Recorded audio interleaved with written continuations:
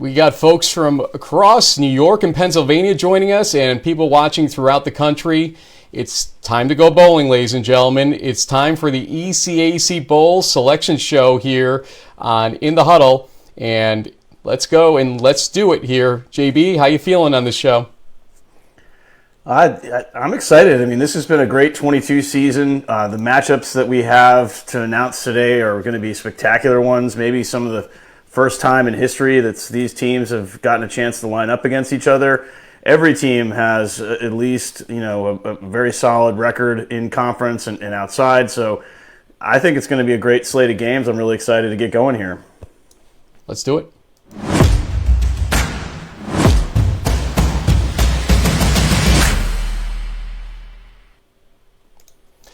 That's right. It is time to talk about 4 of the 12 bowls that are going to be played in Division 3. These are all the ECAC bowls. Those wondering about the New England bowls,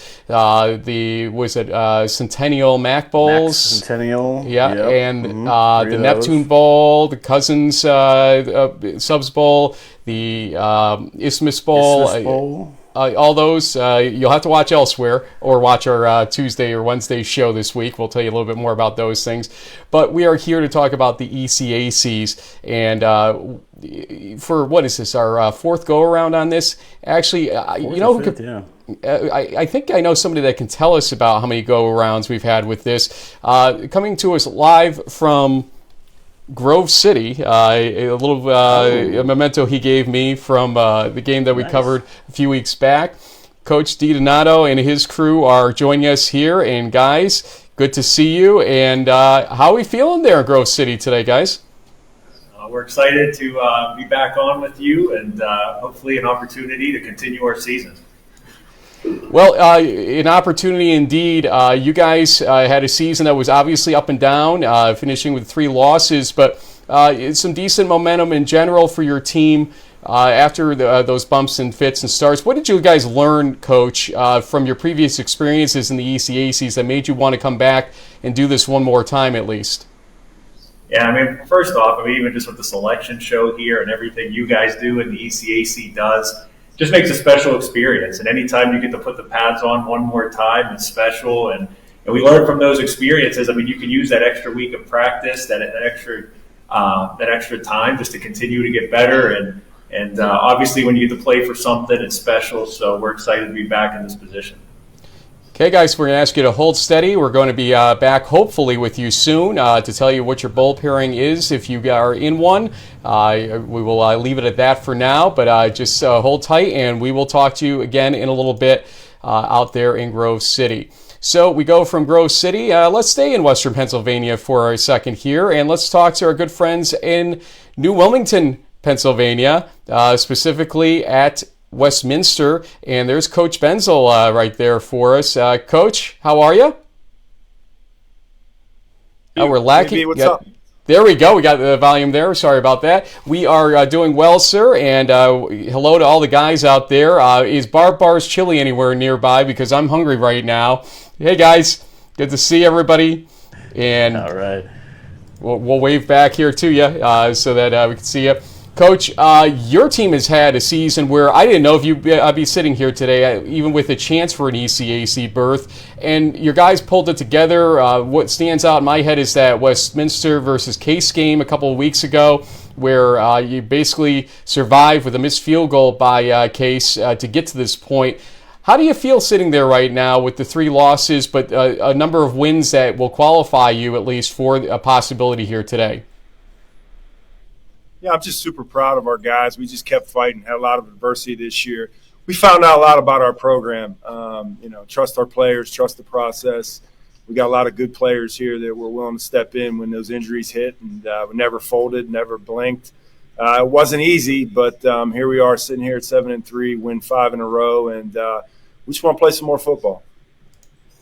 Does Bar make more chili for this game is my question. JB, you ask a question, a little more meaningful. Oh, absolutely. No, that's good. So, Coach, I mean, either on the road or at home, I mean, obviously an extra week of practice. I mean, we know that a few weeks back you guys lost your starting quarterback, Cole Kanitzka. Can you tell us about where you guys have been since and how an opportunity like this is really a a springboard for next season.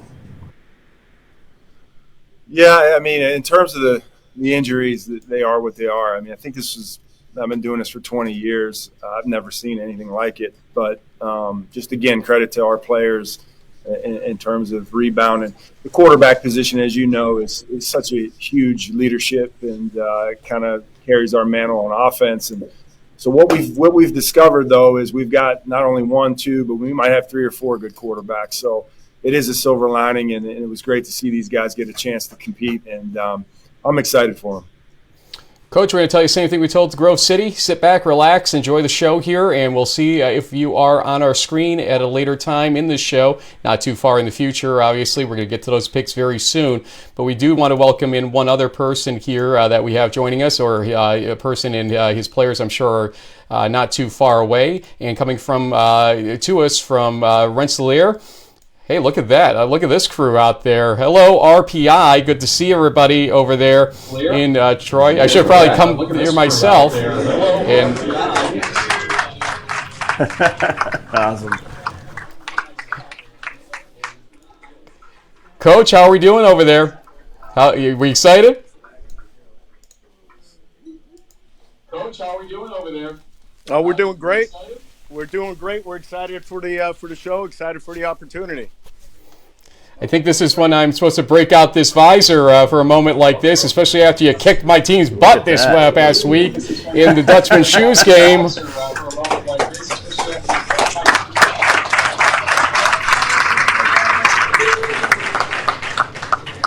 Yeah. Looks good on you. Yeah, well, it doesn't feel right. There you go. I guess I have to kind of toss that one out the window today, so we'll just leave it at that. But, guys, we're going to also ask you to sit back, relax here a little bit. We'll talk to you a little bit later. The delays make it even better on our end here. But, guys, do sit back, relax, and we'll see how this goes. I will take this off for now just because, That's not your color red, Frank. I'm sorry. Yeah, it's really not. Well, it's good to see everybody is there and ready to go here, and our pairings are going to be announced here. There are 4 games to be announced, and again, thanks to the folks at the ECAC for entrusting us with this process indeed. So, JB, are you ready to go? Yeah, let's do it. Let's call some games. Well, in your honor, let's start with this one in particular here, the Asa S. Bushnell Bowl. And 2 of the top teams in the field, indeed, are in this one. And from what I understand, there has not been this matchup since 1942. 80 years ago was the last time this game was played. Hobart will be traveling to Washington and Jefferson College. And you look at these teams, 7-3 for Hobart, 8-2 for W&J. I believe W&J was the only 2-loss team that applied to be in the ECACs, and that's not because people didn't want to play in these games, but mainly because we saw a lot of upper-ended teams, and especially Region 2, and that means there are losses being endured underneath a little bit more, but a whole pool of 3-loss teams and a 2-loss team here in W&J. And JB, tell me your thoughts here about this matchup, because obviously on paper, it looks like a really good matchup to me. Yeah, well, the Presidents have always had a pretty interesting, explosive offense. Hobart's mantra this year might be a little more on the defensive side of things. I think this is going to be a great matchup between pretty similar teams. I mean, it's a long time ago now, but got to remember W&J did defeat number 21 ranked JCU at the beginning of the season, so they've had some quality wins, but they've gotten tripped up a few times here and there. I mean, they lost a game to the PAC champion Carnegie Mellon, and they held them without a touchdown other than the defensive pick 6. So that was, they've had some kind of weird luck or bad luck this season, but still a really quality team. I'm sure they'll be happy to have that one at home. It's about a 5-hour ride for the Statesmen. It's a pretty good haul, but it's a great opportunity for them to try to get another win this season. Sounds good. That is the Asa S. Bushnell Bowl. Again, Hobart at Washington and Jefferson. Ready for another bowl? Ready for the Clayton Chapman Bowl? This one, I heard these teams haven't played before, and I kind of looked at it and I'm like, I guess that makes some sense here, and I'm excited for this matchup because I think these two teams match up really well, especially the defenses will be interesting to see. Hey, Westminster, let's go bowling. At SUNY Brockport. That's who you got, guys. SUNY Brockport coming here against Westminster, and 7-3 overall for both schools. You can see both have 2 losses in conference in their respective conferences, and this is a matchup that I think, I'm kind of looking forward to say the least. Like I'm saying, JB, because of how these teams pan out on paper, at least. What's your thought here? Well, I think both of these are sort of blue collar, hard as nails sort of programs that, they work hard. This is going to be a really physical game for both teams. I think it's especially now it's getting a little bit colder in upstate New York. So both of these teams are going to bring it. I think it's going to be an aggressive ground and pound style of football that I know fans like me at least appreciate. So I can't wait to see how these two teams match up and go at it next Saturday. Coach Benzel, we got you back here. What's your thought here? Brockport is one of those teams that people are writing off around midseason for various reasons, but then they seem to just be resurgent, and obviously ups and downs since that midseason point when I saw them against Cortland and Utica at certain times here. But they are a team to be reckoned with for sure, as is yours. Your initial thoughts here? Yeah, we're excited. The Brockport. I know what I know about Brockport is exactly what JB said. They're going to very physical, defensively oriented group that they're going to play behind their pads. We kind of have a little bit of a reputation. We're a little bit sandbox too, so it should be definitely some ice baths coming after this one. Well, if you guys, or if anybody can do it, you guys can, that's for sure. And we were talking to Coach Potter earlier today. They're excited. They were trying to figure out their matchup for the life of them. I think one of their coaches may have actually gotten it right, actually. So I don't know if it was Potter or not, the assistant coach up there. But they are definitely excited to be bowling, as is your team. Good luck to you in this bowl on Saturday. Good luck to Brockport as well. We just want to see a really great matchup come out of this. And guys, save me some chili, please. Thanks, man. Appreciate it. Here we go, guys. They may want to wait to do the garbage plates after the game. It's a pretty filling meal, but it'll definitely help them on that road trip. But hey, great matchup, and like you said, it might be the first time ever, right? I believe so. And actually, in terms of another first-time ever situation, I'm going to switch screens here in a second, and this will be... I don't know if I believe this one fully, because I don't know how it's possible these two teams haven't met before, but hey, you know what? Ryan Briggs actually is the one that gave me the information earlier today, and I will believe Briggs 9 times out of 9, to be honest with you. Here we go. As RPI, you're going bowling... You're hosting, in fact, at the ECAC against SUNY Morrisville on Saturday. 7-3 for both teams, and it looks like a team that is happy to see that they're going to be home bowling this coming week. That's awesome. And Coach, I know we got a little delay, so I'm going to ask you the question right now. You see Morrisville on this slide. What do you think of this situation? What do you think about Coach Raby's team? Because I think we all respect the job he's done out there. What do you think about Coach Raby's team? Because I think we all respect the job he's done out there. We've had a chance to see them on film, a couple of crossover films with Liberty League. We saw that they beat Hobart earlier this year. They beat St. Lawrence, so 2 common opponents there. Extremely athletic. They're physical. They play 4-quarter football. And, this is Coach has built a really good squad over there. So we're excited for this matchup. Yeah, I mean, JB, when you looked at this one earlier today, I think you were kind of excited to see this one just from I think the defenses match up, again, very well in this game. You were kind of excited to see this one. Yeah, I think as like Coach I said, with some of the crossover, I mean, this is a good opportunity for some upstate bragging rights. Is there really a better venue for a bowl game than the ECAC? I don't know if you could pick a better spot. I mean, that stadium is something else. I know there'll be a little extra hardware on the line. I know that there'll be some sort of Empire 8 Liberty League bragging rights going on. So it should be an outstanding matchup against these two teams. Coach, your thoughts generally too about hosting here, because you have matching 7-3 records, and it wasn't definitive for sure. Obviously, that Brockport loss probably cost them a chance to host in this series. But I mean, hosting at the ECAV one final time for the seniors, there's no better way to go out. Maybe the Dutchman Shoes game was pretty damn good to go out on if that was going to be it. But you got one more big one at the ECAV for these seniors. If that was going to be it, but you got one more big one at the ECAF for these seniors. Yeah, having a chance to play bonus ball here at home, giving the seniors another opportunity to get out and play. I think that's one of the things that you look for, when you're putting this together. We have not hosted an ECAC game since I've been here. We haven't hosted an ECAC game here at ECAV. Matter of fact, when we were in the NCAAs, we've only played at home once for various reasons. But this is certainly an opportunity for us to show off this great venue here at home. Well, Coach, go enjoy, get ready for it, because Coach Raby's going to bring it, I'm sure, to RPI. As we said, he's a great young coach out there, and he's built a heck of a program with Coach Fitzpatrick before him.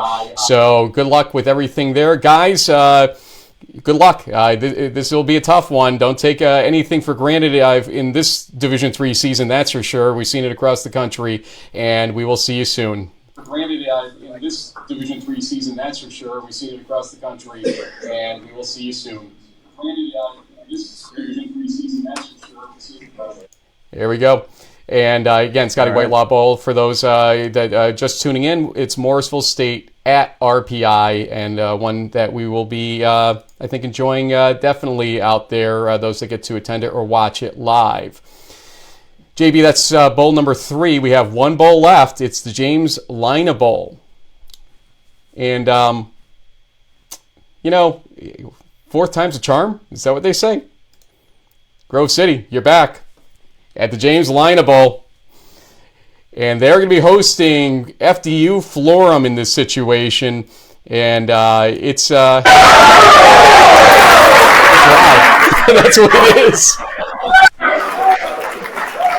Whoa. We got some Pennsylvania bragging rights on the line, or thereabouts in this whole thing. Pennsylvania and points east. State, yeah. Yep. So this will be interesting here, how this one plays out. Remember, this I started my season on the road with FDU Florham. Game number 1 of 19 this season I've attended was them against Merchant Marine Academy. And a new head coach and everything else going on there. So it's a big one for sure for them to go bowling, because I don't know if a lot of people thought they would. They were mid-pack selections in the MAC and everything else. As for Grove City, they're here with us right in front of us, and we'll ask Coach DiDonato his thoughts here on this matchup here. Coach, FDU Florham, a little train that could, really, they are, and a kind of familiar story. They hit me as a team like yours that always underestimated, always outdoing those projections. So you're going to have an interesting game against them, I think, Coach. Yeah, I agree. My understanding is I think it was the James Lina Bowl last year that they won against a conference opponent of ours, St. Vincent, and actually we won this game, just thinking of it, in 2018, 2019. So we both have experience having success in this James Lina Bowl, so it should be a really great matchup. There it is. Hey, going for the proverbial three-peat. Yeah, absolutely. Yeah, they are.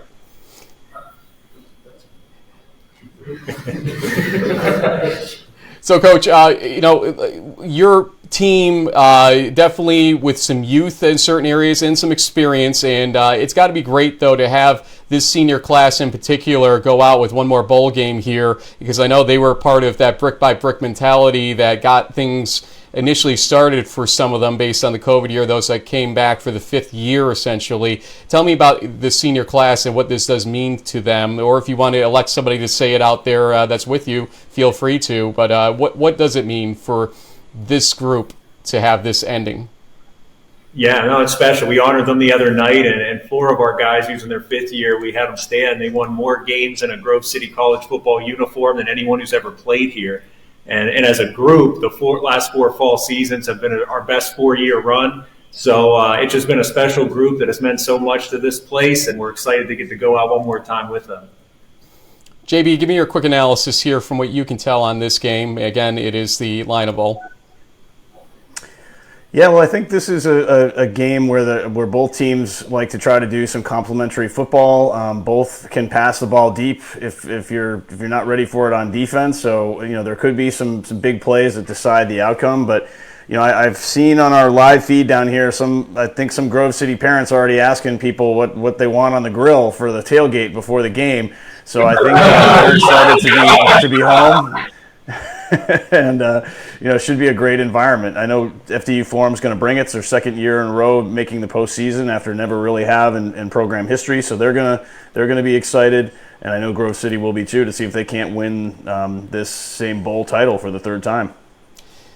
Guys, best of luck out there. We want to see a great bowl game and see some great reports from out there if we can't make it ourselves. And appreciate all the love and support of you guys of our show over the years. And I'm sure that's going to continue as long as you guys keep winning games. We're going to keep showing you out there doing the things you do on that playing field. So thank you for letting us be part of your Brick by Brick Grove City family. Thank you for all you do. We appreciate it. Take care, guys. All right. Wow.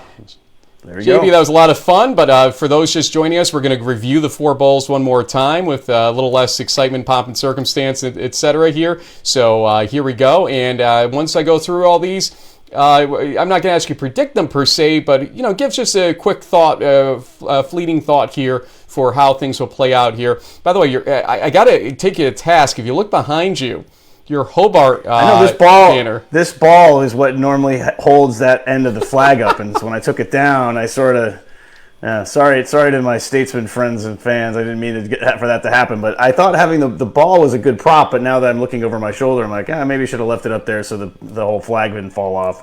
I just tossed a Union hat to the side, so we're both probably persona non grata at our schools. Let's go back here to the Ace Bushnell Bowl.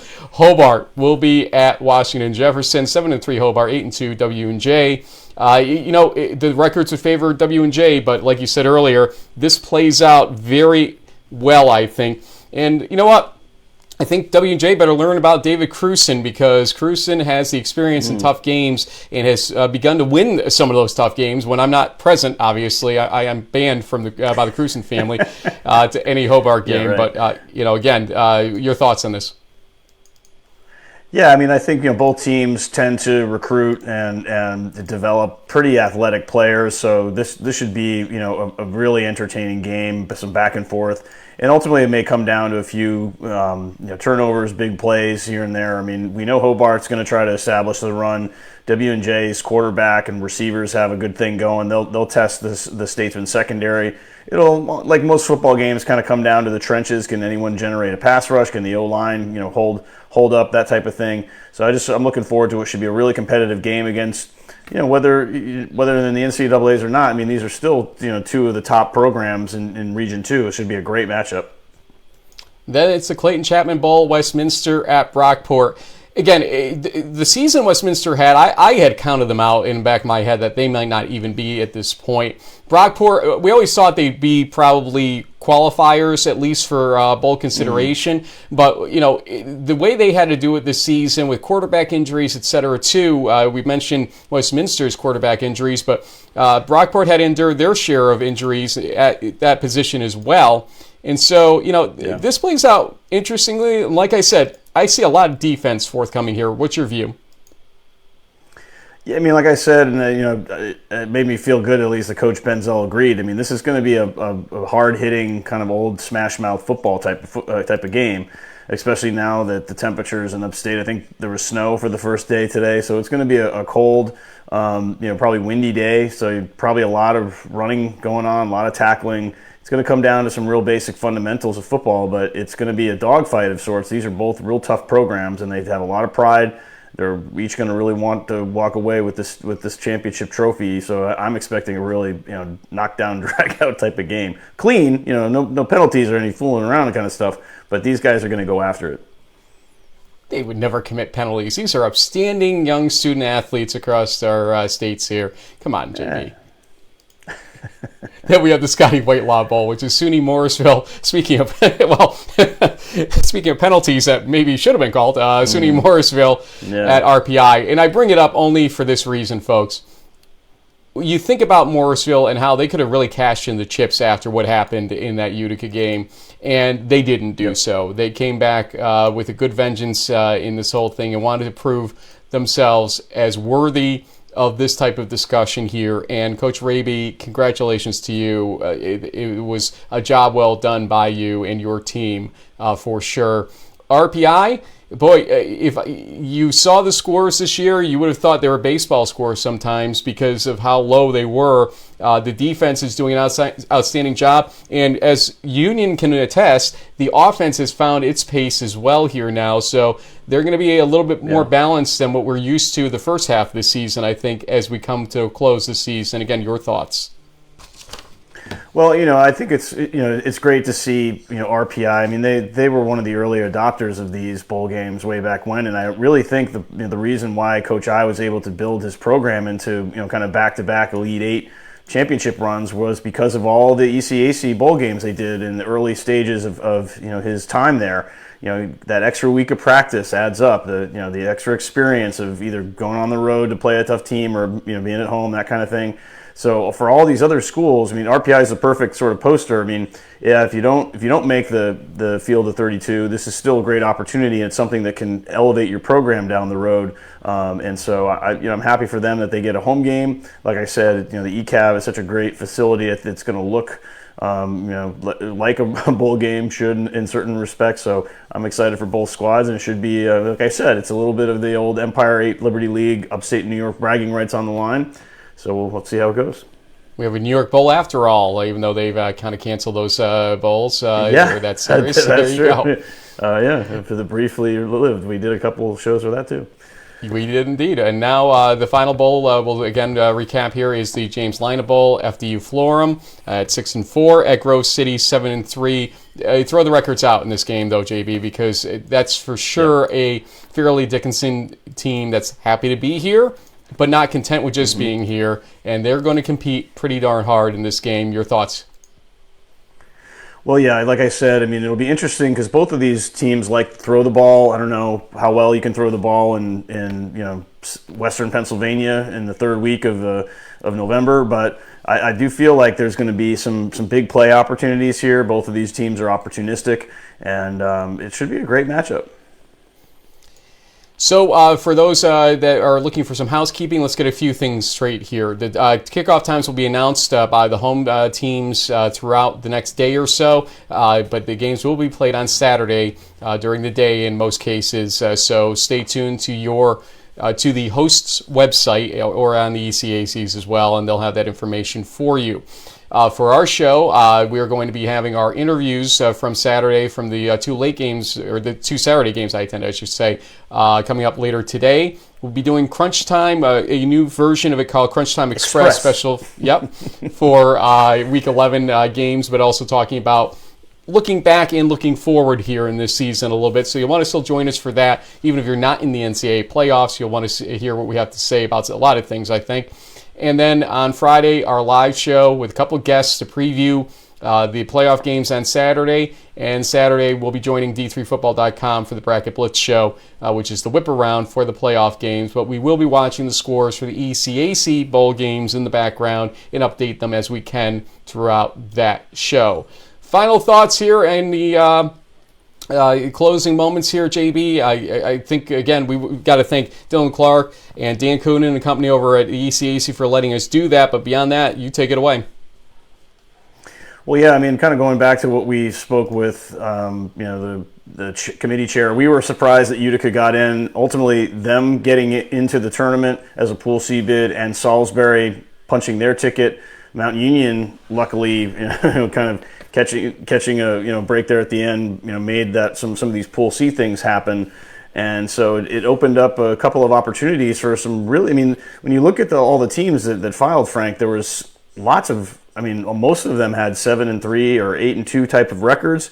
So really great football programs, really great matchups. It should be, just an extra bonus of 4 really great games on a playoff Saturday. Where, let's face it, Frank, we've seen a lot of big blowouts in the first round of the NCAA D3 football tournament.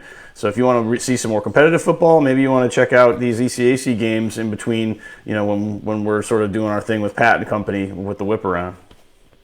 Well, folks, thanks for joining us again. And as I said, thanks to the ECAC for the opportunity. A lot of football still to be played in the playoffs and out of the playoffs. So essentially, you got 32 teams plus another 24 that will be bowling. So 56 teams out of our 240 will continue playing one more time here. Yeah. And so stay tuned and enjoy it. And then Thanksgiving comes up right after that, so a lot of reasons to be thankful out there. As somebody's opened up a celebratory drink on your side, I can hear in the background, JB. We should probably do that ourselves right now.